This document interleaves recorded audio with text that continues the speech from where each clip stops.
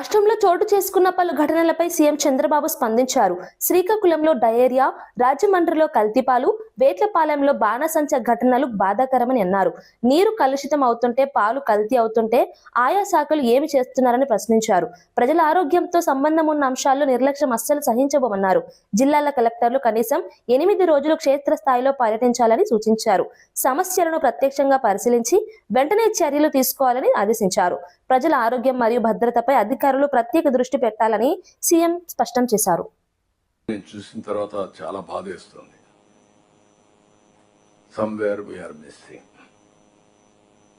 We cannot miss it. అందుకే నేను చెప్తున్నా, ఈరోజు చాలా కఠినంగా ఉంటాం. ప్రజల ప్రాణాలపైన లెక్క లేకుండా కొంతమంది బిహేవ్ చేస్తే అలాంటి వాళ్ళని అప్రమత్తంగా ఉండే స్వార్థం ఎప్పుడూ సమాజంలో ఉంటుంది. అవకాశాలు ఎట్లయితే ఉన్నాయో ఛాలెంజెస్ కూడా వస్తూ ఉంటాయి.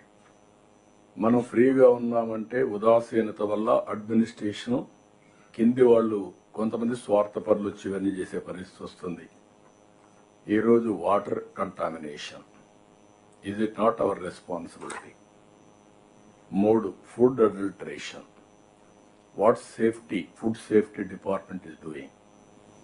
3వది ఈ బాణసంచాలు, ఇవన్నీ కూడా explosive ఉన్నప్పుడు what are all the safety measures we are taking? It is not on paper.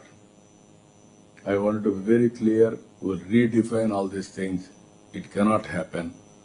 Anybody will commit failure unte concerned officers పైన, ప్రజలు కూడా పిచ్చిగా చేస్తే వాళ్ళపైన కూడా కఠినంగా యాక్షన్లు తీసుకుంటే తప్ప ఏ కొద్ది మంది స్వార్థం కోసం సమాజంలో ఇలాంటి జరగడానికి వీలు లేదు.